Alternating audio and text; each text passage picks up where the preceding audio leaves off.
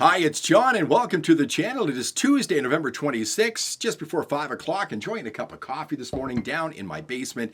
A couple of articles came to my attention this morning, one on the National Post website, the other on the True North website, and they are related. Now, the one on the National Post website will be the big story today. It will lead the news today in Canada. And here it is. Trump says he'll impose 25% tariff on all products from Canada, Mexico, until borders are secured. Now, if you followed the U.S. election at all, you know that the border was a huge part of Donald Trump's election plans, and he won based on the economy and the southern border, securing the border, particularly to the south.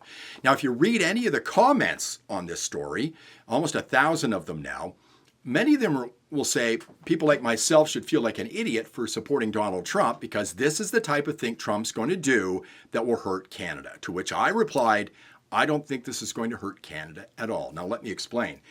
I think this issue will be addressed by the Canadian government before Donald Trump reaches Inauguration Day. They're going to have to pay attention to this, or it's going to hurt in a big way. The other way, the reason why I think this is a good thing is because the border will be secured, because borders go both ways. And we've got a problem with too many people coming to this country illegally or seeking asylum, which brings me to the second story written by Isaac Lamoureux of True North. Let me read a couple of paragraphs of this article. Asylum seekers to Canada have reached a record high and will cost Canadian taxpayers billions of dollars each year to house and accommodate them. Deputy Chair of the Refugee Protection Division, Rula Atreides, said it currently takes 14 months for a case to be processed with the division. However, she said that the division was funded for 60,000 cases this year, but intake has risen to over 200,000 claims, resulting in a wait time of 44 months. Quote, they're allowed to get a job, they're allowed to get health care, they're allowed to stay in our country. Out of the 200,000 new referrals, 70% are just within this year. So all the changes Mark Miller has made, Mark Miller is the immigration minister, have actually made and led to this crisis, said Kana. An average refugee costs taxpayers $82,000 per refugee per year. So how much is this costing on an annual basis for just these 200,000 people? Well, do the math. $82,000 times 200,000 is $16 billion that Canadian taxpayers are shelling out for asylum seekers. And I put the quotes around it because a lot of these people are not asylum seekers. They're coming here because Canada is giving them $82,000 in housing, healthcare, and probably giving them money to stay here as well.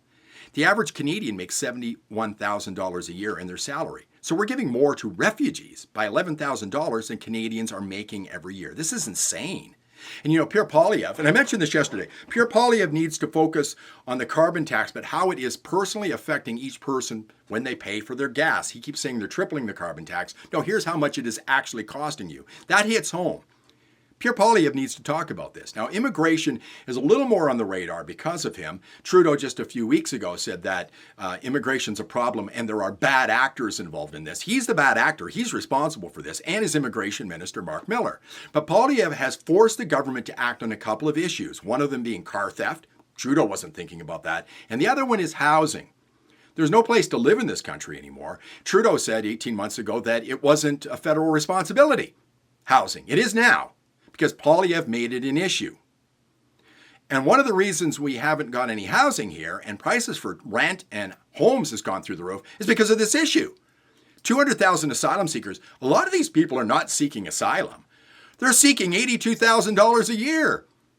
There are organizations within Canada that look for people like this. Come here. You live in a crappy country. You haven't got any rights over there. You're trying to scrape by. Canada, they'll put you up in a house, give you health care to the tune of $82,000 a year. These people are living high in the hog while Canadian taxpayers are paying for it.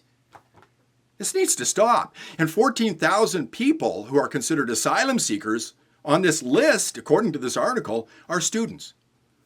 But their visas have run out and they have to leave.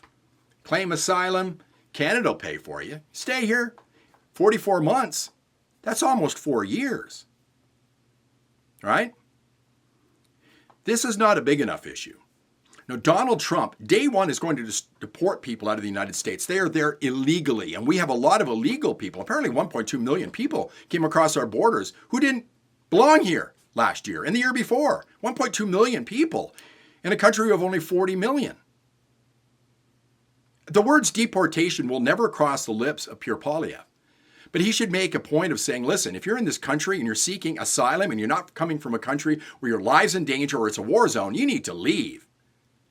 And these students who are getting to stay here, paid for by Canadian taxpayers, you need to leave now. When I become Prime Minister, you're going to leave. And we're going to fast track you right out of the country.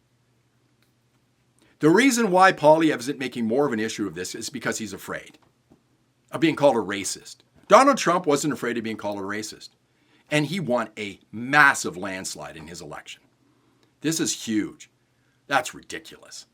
People are coming here because we're easy. 82 grand a year, no big deal. It is. This needs to stop. Thanks for watching.